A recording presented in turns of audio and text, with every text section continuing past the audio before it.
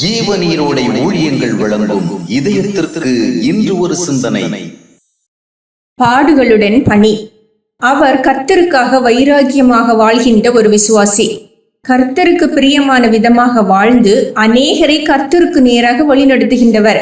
ஆனால் சரீரத்தில் பல பலவீனங்கள், வாழ்க்கையில் பல போராட்டங்கள், பொருளாதார நிலையில் வலிமையின்மை. இயேசுவுக்காக இவ்வளவு தியாகமாய் பணி செய்கின்றீர்களே, பின்னர் ஏன் உங்கள் வாழ்க்கையில் இத்தனை சோதனைகள் என்பது அவருக்கு நெருங்கிய சிலரின் கேள்வி. ஆனால் அந்த கேள்விகள் அவரை பாதிப்பதில்லை. சோதனைகளும் வேதனைகளும் வரத்தக்க இயற்கையுடையதே இந்த உலகம். அந்த இயற்கையின்படி அநேகருக்கு நேரிடுகின்றவைகளே எனக்கும் நேரிடுகின்றன. அவைகளை ஏற்றுக்கொண்டு செயல்படுவதுதான் உண்மையான தேவ பக்திக்கு அடையாளம். ஆனால் அநேகரை போல நான் கஷ்டங்களை சந்திக்க நேரிட்டாலும், அநேகரை போல நான் சோர்ந்து போவதோ நம்பிக்கை இழப்பதோ இல்லை. இவைகளின் நடுவில் அவைகளின் மனவிசனம் அடையாதபடி கர்த்தர் எனக்கு சமாதானமான இருதயத்தை தந்திருக்கிறார். அதுவே வித்தியாசம் என்று அமைதியாக பதிலளிப்பார். தேவ பக்தியுடன் வாழ்ந்த யோசேப்பும் தாவீதும் இந்த பூமிக்குரிய இயற்கையின் விளைவான சோதனைகளுக்கும் பிரச்சனைகளுக்கும் முற்றிலும் விதிவிலக்கு பெற்று வாழவில்லை. பலவித சோதனைகளின் நடுவிலும் அவர்கள் கர்த்தருக்கு பிரியமாக வாழ்வதில் நிலைத்திருந்தார்கள்.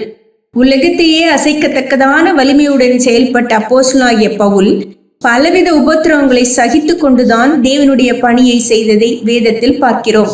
இவர்கள் எல்லாரும் தேவ பக்திக்கு பதிலீடாக விசேஷ சலுகைகளை கேட்கவில்லை. ஆனால் அவர்கள் தங்களின் வாழ்க்கையில் திருப்தியையும் தேவ சமாதானத்தையும் அனுபவித்தவர்கள். ஒரு உயர்ந்த நோக்கத்திற்காக வாழ்கின்றோம் என்ற நிறைவுடனும் வாழ்ந்தார்கள்.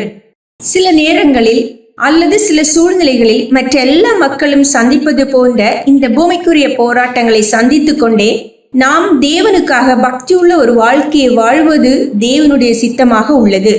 சுமூகமானதொரு வாழ்க்கையை தந்ததால் தேவ பக்தியாய் வாழ்வதை விட கர்த்தருடைய பாதையில் அவருக்காக பாடுகளை சகித்து கொண்டே அவருக்கு பிரியமாக வாழ்வது நித்திய மகிமையை கொண்டு வருவதோடு வாழ்க்கையில் உலகம் தர இயலாத சமாதானத்தையும் சந்தோஷத்தையும் கொண்டு வரும். சிந்தனைக்கு. வாழ்க்கையை ஒரு போராட்டமாக எடுத்துக்கொள்ளும் வரை மனதிற்கு அமைதி இல்லை. வாழ்க்கையை ஒரு போராட்டமாக எடுத்துக்கொள்ளும் வரை மனதிற்கு அமைதி இல்லை.